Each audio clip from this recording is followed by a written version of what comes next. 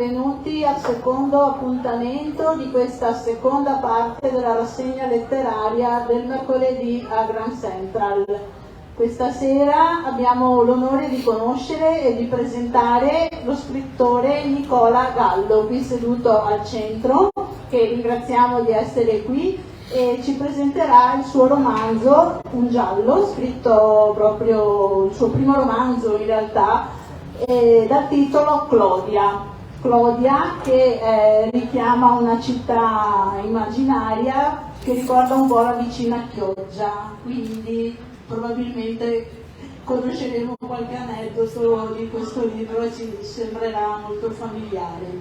Assieme a Nicola questa sera a dialogare con lui ci saranno Emma Corazza, che ringrazio per la disponibilità, grazie Emma di essere qui con noi, e l'editore Andrea Mazzanti, che ringrazio di nuovo per essere qui, perché non è sempre facile avere proprio l'editore stesso assieme all'autore, invece questa sera abbiamo questo onore. Ringrazio chi ci sta seguendo in diretta da casa, grazie alla sempre disponibilità e collaborazione dell'associazione Mestre Mia, che ci aiuta e manda in diretta questi incontri, così chi non può essere presente qui li può comunque seguire da casa. Io lascio la parola a Emma che vi introdurrà l'opera di Nicola. Buon ascolto a tutti e noi ci rivediamo alla fine. Allora, in premessa vi avviso che è la prima volta che assumo un ruolo di questo tipo, quindi abbiate pazienza. Volevo intanto in primis presentare l'autore Nicola Gallo, ha 47 anni, chioggiotto, per oltre 20 anni ha svolto la sua attività nella polizia locale del comune di Venezia e da qui è nata un po' quella che è la curiosità, la voglia di capire, e da lì è anche scaturita la sua competenza in fatto di procedure penali, di una formazione anche specifica tecnico-giuridica, perché inizialmente lui aveva già pubblicato un libro sulle regole, sulle norme della polizia commerciale.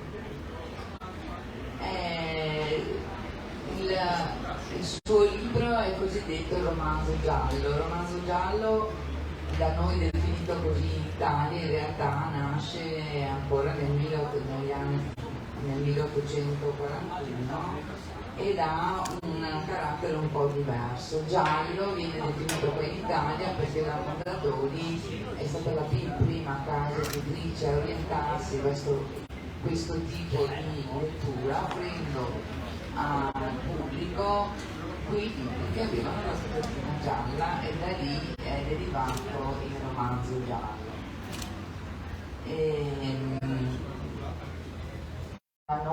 Tutto quel territorio lì ha una paesaggistica particolare, nonché anche dei personaggi molto caratterizzati e che quindi sono un po' anomali rispetto a diciamo il romanzo giallo, in cui espone ambientazioni di cittadine o di città anche di una certa levatura. Esatto. E anche, cosa assai importante secondo me, il fatto che comunque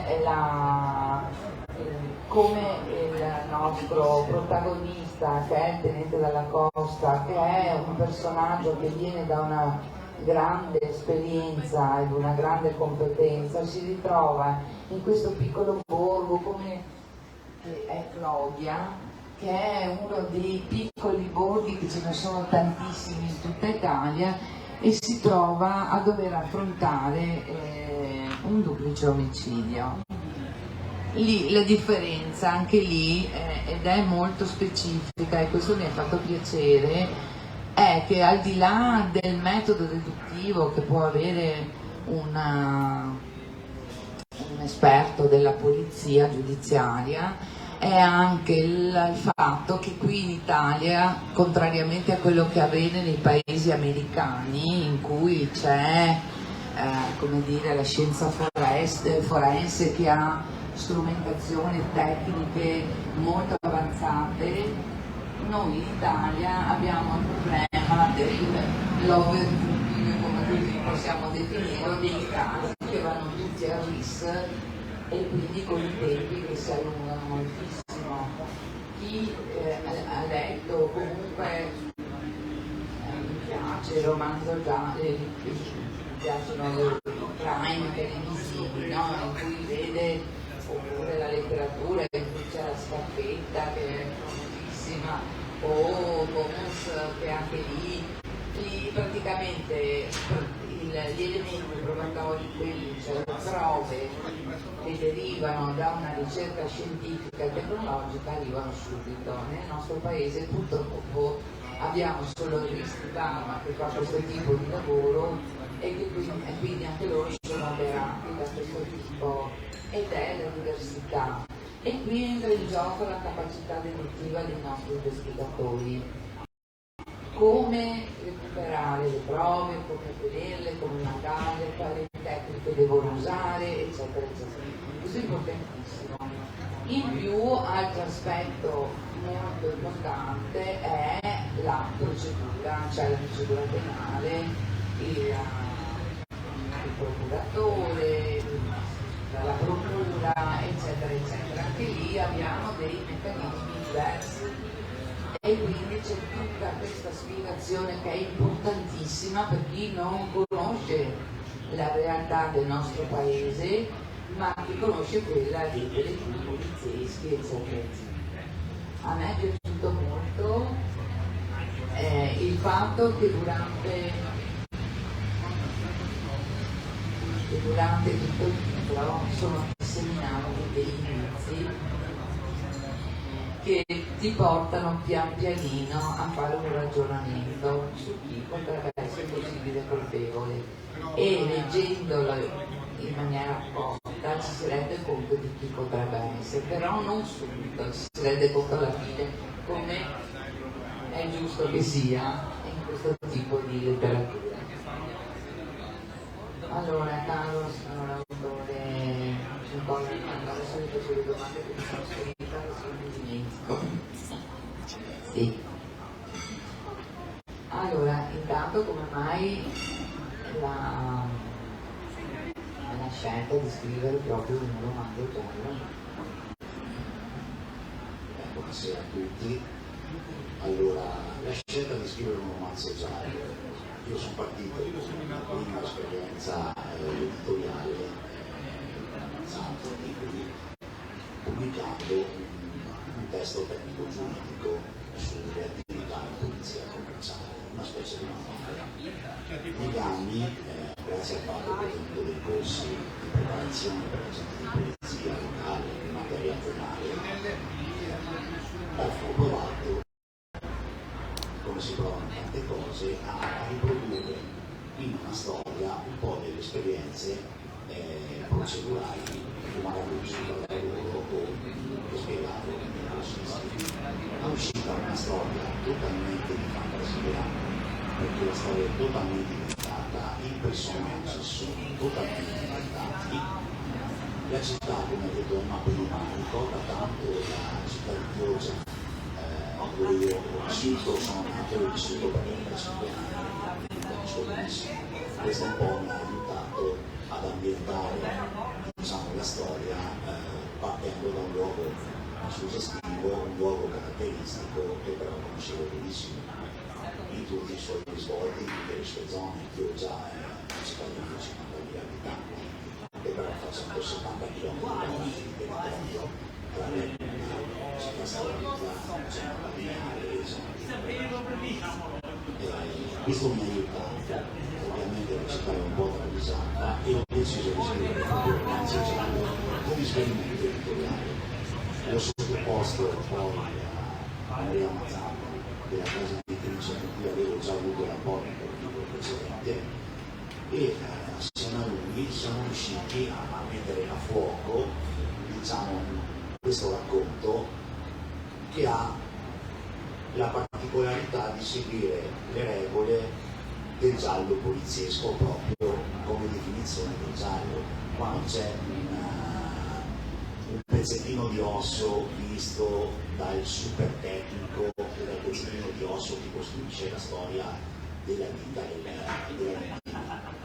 Qua ci sono i protagonisti, due giovani carabinieri che vivono anche la loro esperienza di lavoro come giovani della loro età, sono attorno a 30 anni, 34 il protagonista, 26 il coprotagonista, e quindi anche con le loro paure, debolezze, incertezze, si devono cimentare in una storia di duplice omicidio, non avendo, come diceva Emma, il supporto di strutture particolarmente tecnologiche come le SIPAC. È un'indagine vecchia maniera, sostanzialmente come si farebbe in un piccolo comune ancora ai giorni nostri, dove vengono svolte le procedure di indagine sulla scena del crimine con le metodologie tradizionali e dove poi una lunga serie di ragionamenti, deduzioni e di approfondimenti sulle prove portano alla definizione della dinamica omicidiaria del pubblico. Volevo anche coinvolgere il nostro editore, se vuole dire due parole. Due parole, ma proprio due. È impossibile. E intanto ringrazio Grand Central, chi ci ospita, ringrazio le persone che sono collegate in diretta e che ci stanno ascoltando e guardando. Grazie, è un piacere essere qui questa sera, in particolare è un piacere parlare di un genere verso il quale la nostra casa editrice ha dedicato da sempre una ampia attenzione. Il romanzo di Nicola Gallo, L'Odia, si inserisce nella collana giallo e nero che ha già visto più di 30 pubblicazioni della nostra casa editrice. Tra l'altro la professione di Nicola, che è stata ed è quella di agente della polizia locale, è un po' strana per l'apporto che può dare a una storia di tipo poliziesco e giallo, che di solito avviene o al di fuori completamente dell'ambiente professionale della polizia, oppure da parte di chi è titolato a indagini di polizia giudiziaria e che si dedica, o giudici o poliziotti o carabinieri, che si dedicano anche a questo tipo di strutture. In realtà noi abbiamo due appartenenti al corpo della polizia locale che sono diventati scrittori per noi, Nicola Gallo, ma anche Chiara Gaggetta, che tra l'altro è qui presente questa sera e che ha scritto per noi due bellissimi romanzi gialli. Questo è importante perché questo settore della narrativa, che non è mai stato messo in cima alle preferenze della critica, in realtà ha dato vita a degli interpreti straordinari. Emma prima citava l'inizio del lungo percorso che la narrativa gialla ha nella storia della letteratura, che inizia, come voi sapete, nel 1841 con I delitti della Via Morgan, niente po' di meno che di Edgar Allan Poe. Stiamo parlando di i primordi della narrativa gialla, che poi si sviluppa in moltissime ramificazioni, sempre più specializzate, e che negli anni è anche interprete dell'evoluzione sociale, perché il giallo, come nessun altro genere della narrativa, si avvicina alla dimensione del realismo della vita di ognuno di noi. Perché? Perché guarda alle debolezze, guarda anche alla struttura sociale del paese nel quale è ambientato il romanzo giallo, e quindi ha la caratteristica di essere sia uno strumento di introspezione degli aspetti più cupi della personalità umana che anche di ciò che emerge dall'ambiente nel quale queste personalità si muovono. E quindi è una mappa sociale, una mappa culturale. Se noi andiamo a leggere la storia dell'evoluzione del romanzo giallo, leggiamo anche una mappa degli ultimi 200 anni dell'umanità, soprattutto laddove abbiamo anche una localizzazione degli autori. Parliamo di Edgar Allan Poe, ma poi naturalmente dovremo parlare della narrativa francese, di quella tedesca, di quella britannica, di quella americana, di quella italiana. In Italia nel 1929 un signore, un benemerito della cultura italiana, Lorenzo Montano, inventa la collana del giallo Mondadori, che è stata citata prima. Ma questa invenzione ha una straordinaria caratteristica, quella di mettere insieme romanzi di tradizioni culturali e linguistiche completamente diverse. Nella collana del giallo Mondadori troverete dei gialli scritti da italiani, inglesi, francesi, tedeschi, spagnoli, russi, e quindi avete la possibilità di avere quella collana come uno specchio della produzione della giallistica e quindi del mystery mondiale.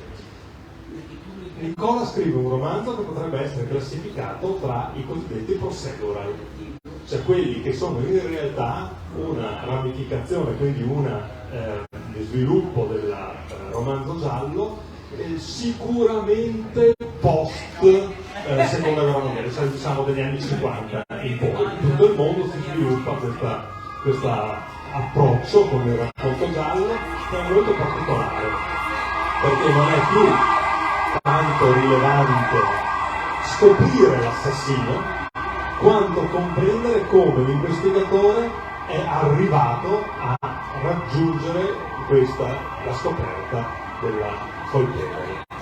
Sposta l'attenzione dalla dimensione individuale, psicologica e introspettiva del criminale a quella invece della struttura di pubblica sicurezza che è o dell'investigatore, che è preposto invece a comprendere le ragioni, come studiare.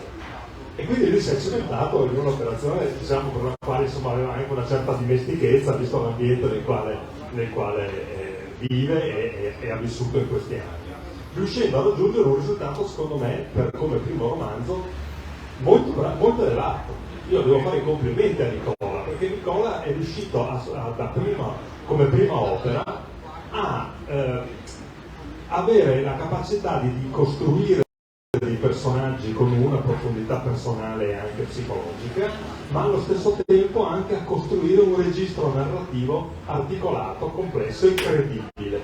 Vi posso garantire che la cosiddetta sospensione dell'incredulità funziona con il romanzo di Nicola. Ma il romanzo di Nicola è una tappa, perché questa sera possiamo anche dire e annunciare che il 31 di ottobre uscirà anche il secondo romanzo giallo di Nicola, che è una sequel, è una prosecuzione, avrà come protagonisti gli stessi protagonisti in termini di investigazione che ha questo romanzo, il tenente Dalla Costa e la sua carabiniera assistente, ma poi si aggiungeranno anche altri personaggi. E devo dire che c'è una piacevole evoluzione, quindi se avrete il piacere di leggere questo romanzo, avete ancora più il piacere adesso che avete la curiosità di chiedervi quale sarà il passaggio successivo, quindi di cosa si dedicherà in Il respiro del diavolo, quindi questo secondo romanzo che ha questo titolo, Il tenente Dalla Costa. Bene, questa è una curiosità che naturalmente vi lasciamo sospesa, perché è giusto che fino a quando il libro non esce questa curiosità sia una forma di attesa per la produzione e per il nuovo libro di Nicola. Ripasso subito la parola a Emma, sottolineando soltanto un aspetto tecnico di questo libro, che come voi sapete tutti i nostri ultimi libri sono recenti libri dal 2019 in poi, sono anche dei metaliber, cioè acquistando il libro di carta o acquistando l'ebook potete anche fruire dell'audiolibro, in questo caso non letto dall'autore ma dalla moglie dell'autore, e lì abbiamo capito chi ho che pantaloni in casa, e anche chi ha voce il capitolo in casa, perché la moglie ha dato voce al suo libro. Grazie. Sì, un'altra domandina per il nostro autore. La scelta di ambientare il racconto in quel preciso territorio è stata una scelta casuale o una scelta voluta, e i motivi di questa scelta? Allora, la scelta è stata cosciente e volontaria, nel senso che era la mia prima esperienza di romanzo, e quindi mi è stato più facile ambientarlo, diciamo, nella mia città. La seconda motivazione è che il territorio variegato che è la città di Chioggia si offriva particolarmente bene ad ambientare i diversi pezzi della storia. Il luogo dove viene riferito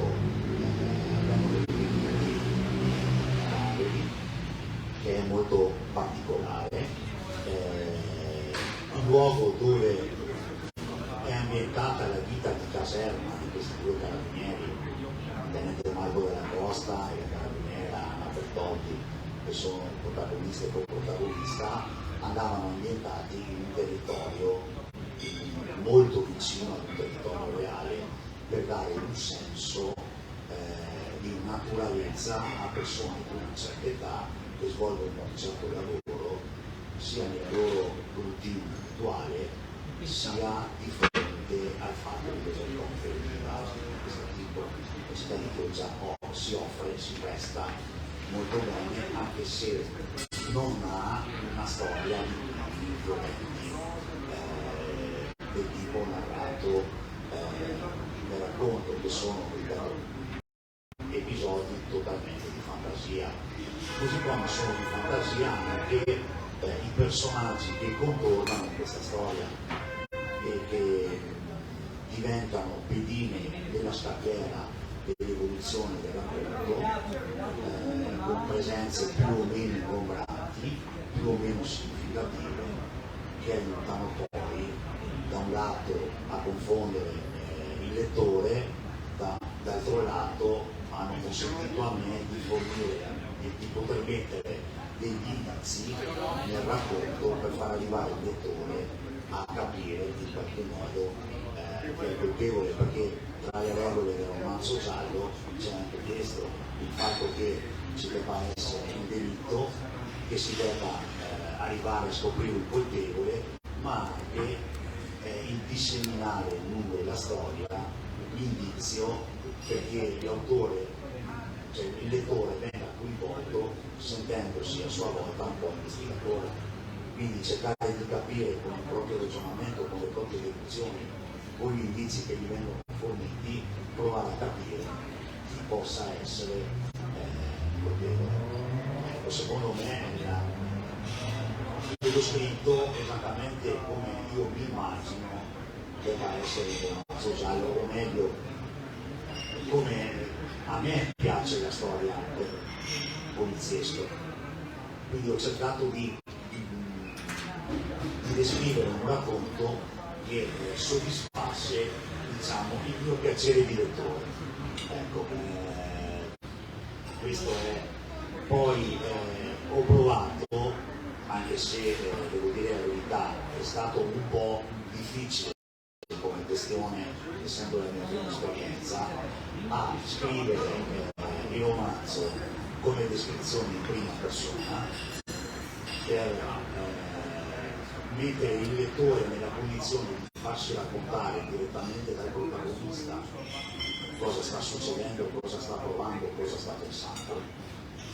E ho scelto l'ambientazione in un periodo storico molto vicino, parliamo del 2013, quindi non ancorando la storia ad un periodo dove la disciplina investigativa era proprio ai primordi, ridotta alla macchina fotografica e alla fotogrammetrica soltanto, perché sennò la rivoluzione diventavano difficili all'epoca degli anni 50, 40, 30, 20. la disciplina investigativa si concludeva spesso e volentieri con il fatto di non trovare chi era l'assassino della realtà dei fatti, se non fosse confesso o non ci fosse testimone oculare che ha visto materialmente compiersi il fatto criminoso. Quindi ho cercato di ambientare con una metodologia forse un po' obsoleta rispetto ai crime praticamente dice, ma ambientata in un'epoca moderna per dare in una città che fosse il più reale possibile, proprio per dare un taglio realistico alla storia e ai protagonisti che vivono. Questa era l'idea che mi ero prefisso, che mi ero prefissato all'inizio quando ho pensato a questa storia e che poi ho cercato di dare la scelta di utilizzarla nella città di Perugia, travisandola un pochino su stile come ha fatto Camilleri, come Urbano, dove ha preso una città, ha spostato un pezzo di qua, un pezzo di là, un pezzo dall'altra. Io per esempio in questo racconto ho spostato pochissimo, ma ho utilizzato i nomi storici delle vie e dei luoghi. Non li ho cambiati, ho semplicemente utilizzato i nomi che avevano nell'attività. Poi di ricerca storica si riesce a trovare agevolmente informazioni di questo tipo. Poi io racconto questa storia sul target della credibilità, perché avendo svolto un lavoro assieme alle forze della polizia, da agente di polizia locale, quindi diventa una persona appunto con delle esperienze sia nella caserma, con il caserma, subordinati, eccetera, sia con tutte quelle che sono le regole investigative. E allora il target era dare una descrizione il più reale possibile di quello che potrebbe succedere. Ci ho creato questi due protagonisti, protagonista e coprotagonista, in modo tale da far vivere a loro questa cosa e farla raccontare dal protagonista. È stata proprio una scelta mirata, specifica, piuttosto del racconto dalla voce fuori campo, che per alcuni passaggi può essere più semplice, però a mio gusto è un po' meno coinvolgente per il lettore. Allora, il libro è uscito a maggio 2022, abbiamo fatto alcune presentazioni, diverse persone che conosco hanno letto questo libro e fortunatamente, lo dico, i commenti che ho ricevuto anche da persone che mi avrebbero detto cose negative se ci fossero state, i commenti sono stati finora tutti positivi e questo mi ha rincuorato molto e mi ha fatto ovviamente molto piacere, anche se partecipare ad eventi come questo dove vai a presentare l'opera che hai creato è senz'altro molto emozionante, ma come ho detto in qualche occasione a Andrea, per me, diciamo, ispetto in erba, la più grande delle soddisfazioni è quando mi consegna la prima copia del manuale, dove vedo realizzato il pacchetto di fogli A4, la risma di fogli A4 scritta in Word con un sacco di cancellature, la vedo trasformata in un'opera editoriale.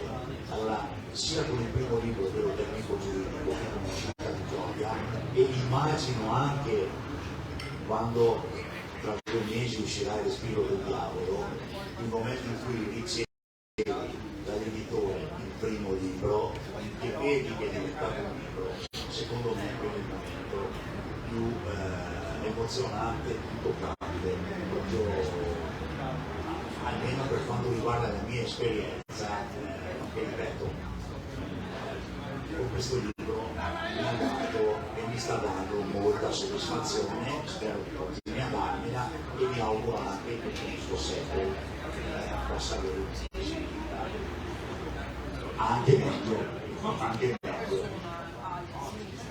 Allora, caro autore in erba, signor Nicola Gallo, lei ha anticipato tutte le mie domande. E io molto carinamente mi ero segnata.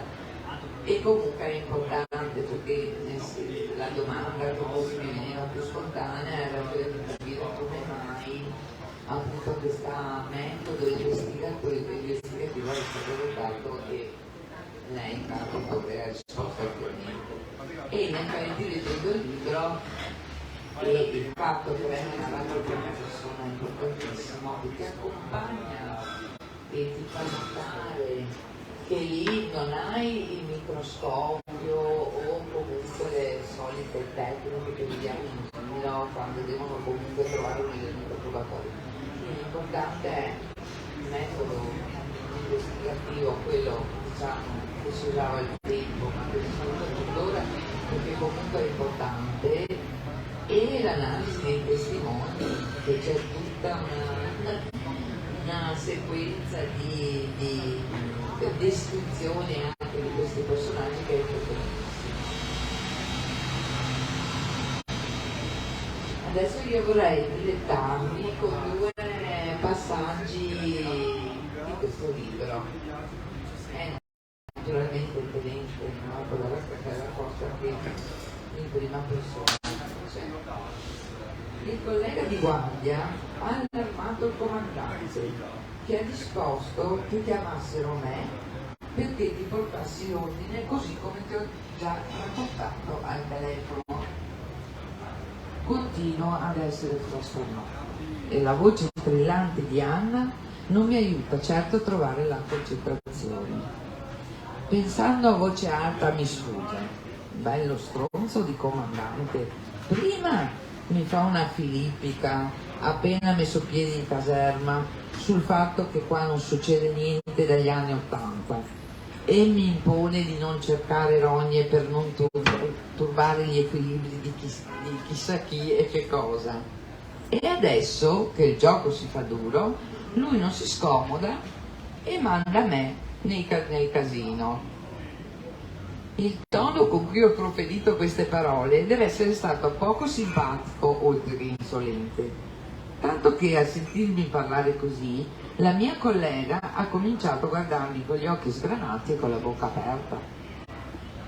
Dai Anna, ripigliati, mi sono struggito come se era voce alta, mica ho detto un'eresia o una bestemmia, che mi guardi così. Scusami capo, ma non sono abituata a sentire esprimere così liberamente i tuoi pensieri ad alta voce. Soprattutto è la prima volta con questi toni. Dimentica quello che hai sentito o fingi che non l'abbia mai detto, ok? Naturalmente mi sorride lei. Eccoci arrivati al barucco. Là di fronte c'è la foce del fiume e di lato una parte del castello bianco appare tra le coltre di nebbia. Un paesaggio che mi riporta per un attimo con la mente a qualche vecchio film dell'orrore. Per fortuna il richiamo dei colleghi del turno di notte mi riconduce subito nel mondo reale. E mi leggo un altro piccolo pezzettino. Abbiamo parcheggiato il veicolo a 2 passi dalla locanda del pittore per non arrivare con un atteggiamento troppo irriverente o di sfida, e scesi dal veicolo ci siamo avvicinati verso di lui. Vladimiro ci osserva con un atteggiamento quasi divertito, ma con un chiaro sguardo inquisitore, e tenendo un mezzo ghigno poco nascosto dalla vecchia amica che stava fumando, accenna a porgergli la mano. Buongiorno, sono il tenente dalla Costa della compagnia di Claudia e la collega è il carabiniere Bertoldi. Se fosse d'accordo vorremmo, ho esordito, ma ricevendo in cambio una secca interruzione. L'uomo, mostrando di alzarsi con un affaticamento di chi ha appena finito un lavoro pesante, fissa il suo sguardo nel mio. Buongiorno, so chi è lei, tenente, mi leggo anch'io i giornali. Vi stavo aspettando e anzi attendevo con impazienza il giorno in cui si sarebbe deciso di venirmi a far visita. Mi ha visto domenica mattina mentre stavo eseguendo le vostre procedure, no? Vede, tenente, io sono vecchio ma non stupido, vivo solo stando per conto mio, parlo con chiunque mi rivolga la parola, ma ho pochissimi amici, se quelli che ho li possiamo chiamare così. Per molti sono un balordo o quasi un eremita. Abito qua al Barucco, in mezzo a nulla, e soprattutto a meno di 400 metri dalla zona in cui sono avvenuti gli omicidi. Passo il mio tempo a girare per queste lande desolate in cerca di nuovi scorci per realizzare i miei dipinti e, come vi ho già detto, ero vicino ai vostri rilievi polizieschi appena accaduto il delitto. Solo un inetto potrebbe pensare di non diventare l'indagato principale, mi sembra logico pensarla così. Mi ha ovviamente scherzato. Il video con cui l'uomo ha eseguito e mi ha fatto riflettere la lucida ragionevolezza della tesi che ci aveva appena esposto. Questa sua schiettezza nel modo di porsi è stata così inaspettata che mi sono impappinato per qualche istante, incapace di rispondere.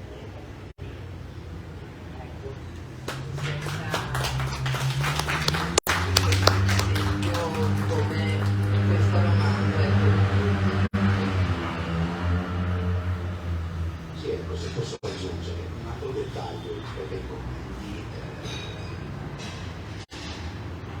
hanno portato persone che hanno usato questo libro, è il fatto che il coinvolgimento che crea il protagonista nei confronti del lettore lo induca in maniera impattante, nel senso che il commento è stato questo: volevamo continuare a capire cosa stava succedendo e era difficile sospendere la lettura, perché ad ogni passaggio c'era un qualcosa che si rendeva curioso e che sarebbe cambiato. Questo è stato riportato da diverse persone che hanno letto questo libro ed è un commento che a me ha fatto molto piacere, perché secondo i miei gusti letterari il libro, un racconto deve essere proprio così, ti deve tenere attaccato alle pagine, alla storia, per capire cosa sta succedendo. Ecco, questo è diciamo l'idea con cui ho deciso di provare a scrivere questo romanzo e che dai commenti ultimi sembra funzionato. Questo è un molto piacere. Ecco, non so se Andrea abbia qualcosa da aggiungere, se no io credo che giusto per dire, tanto avete capito che a lui il suo romanzo è piaciuto moltissimo.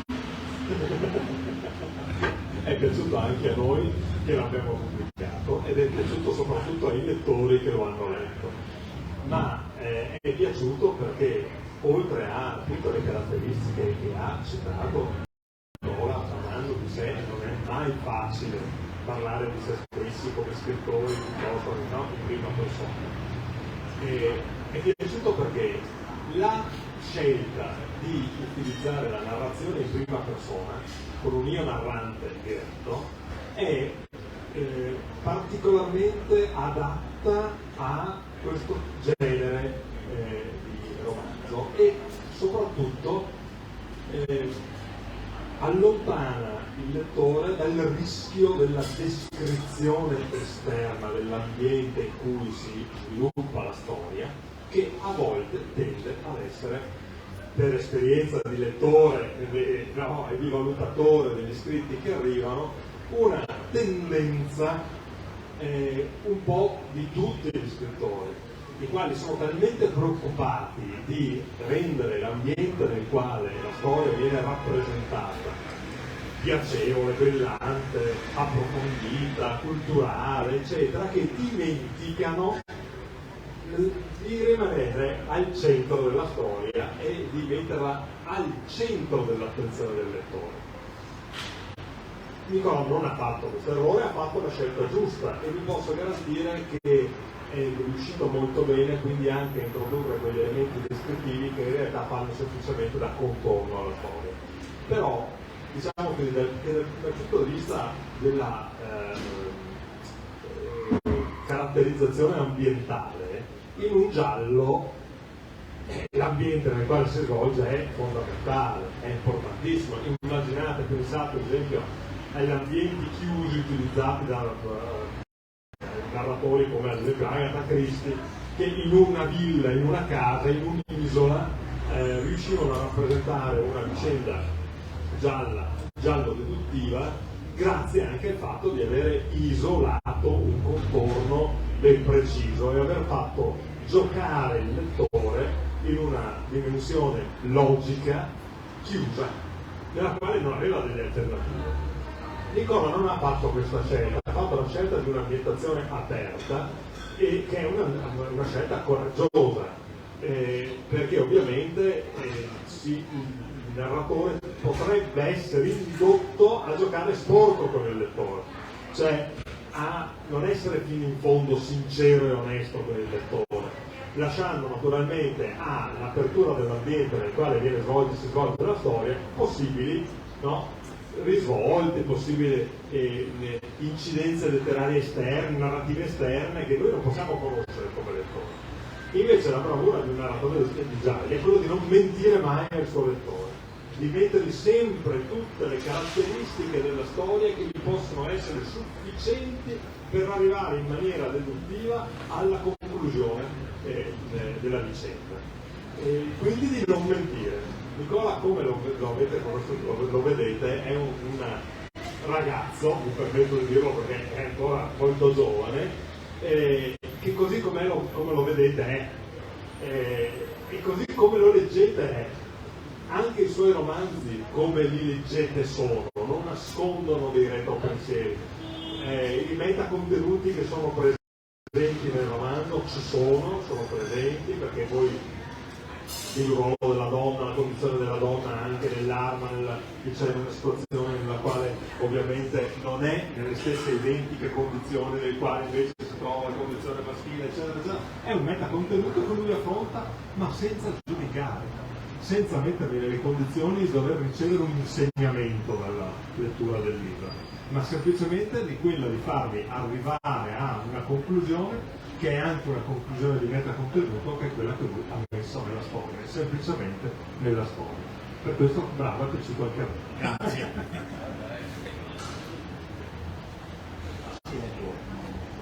Adesso che non abbiamo altro da aggiungere, se ci sono domande.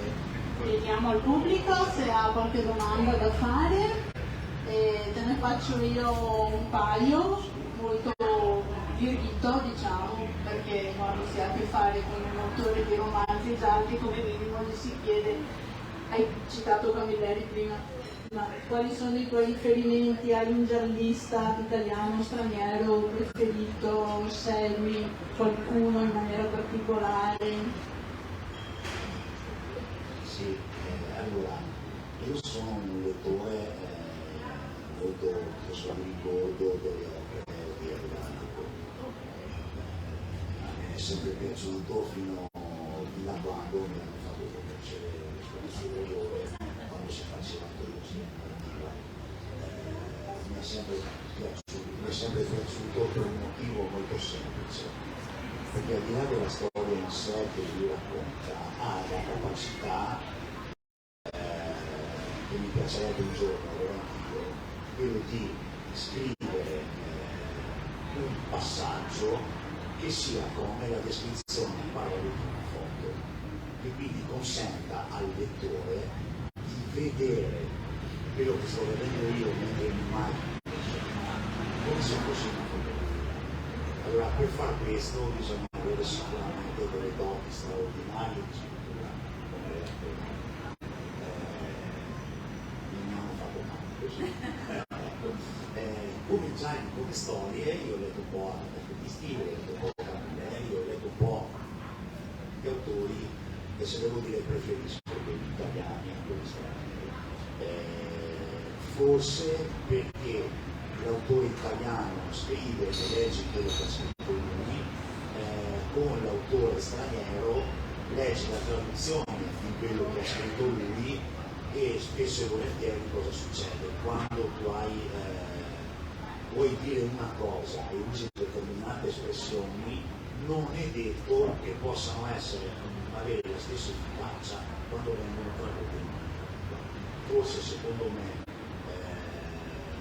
il fatto che per questo motivo possano perdere un po', questo mi fa preferire gli scrittori italiani. Poi comunque io leggo un po' tutto, perché leggo Stephen King, ho letto Joyce, leggo un po' anche quello che trovo, nel senso che io a volte vado in libreria, vedo il titolo, magari non facile, leggo dietro la sinossi del libro, leggo un po' se c'è la descrizione dell'autore, dello scrittore, mi faccio un'idea con il libro.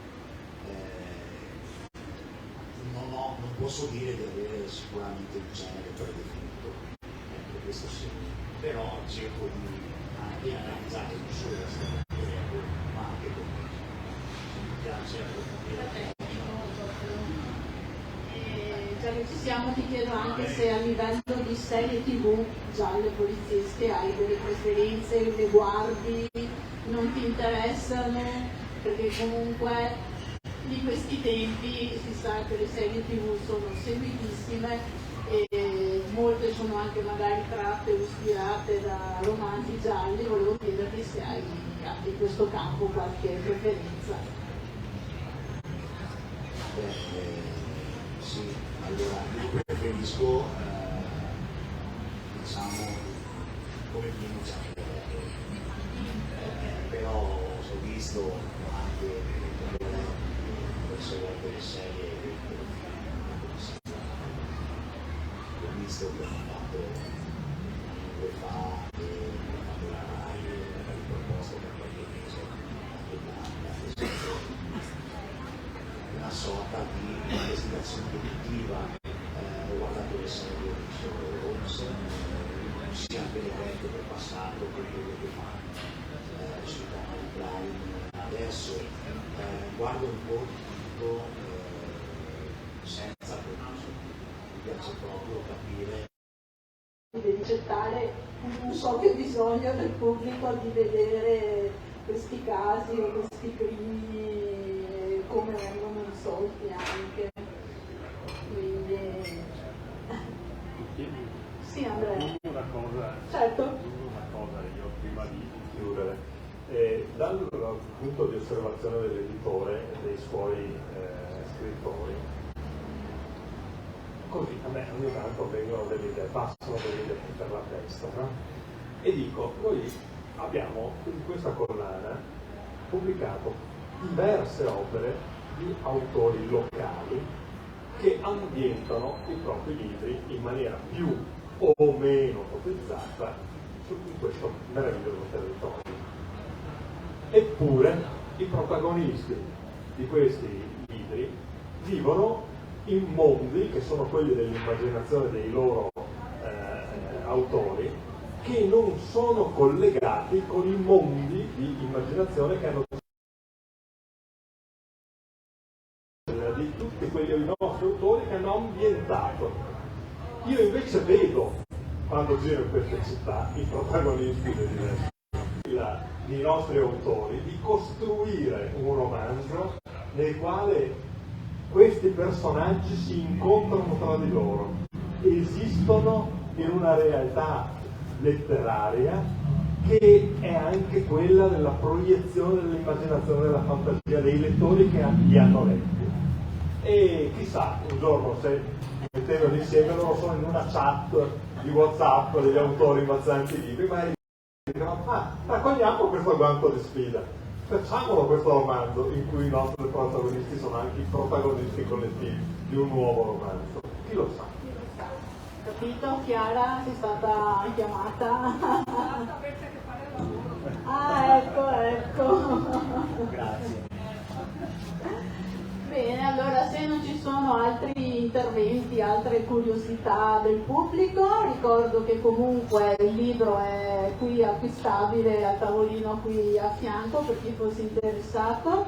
Vi ringrazio di essere stati con noi questa sera, ovviamente ringrazio chi ci ha seguito in diretta da casa e vi do appuntamento a mercoledì prossimo, il 13 settembre, con Clara Caverzan, un'altra scrittrice locale che abbiamo il piacere di presentarvi qui a Grand Central.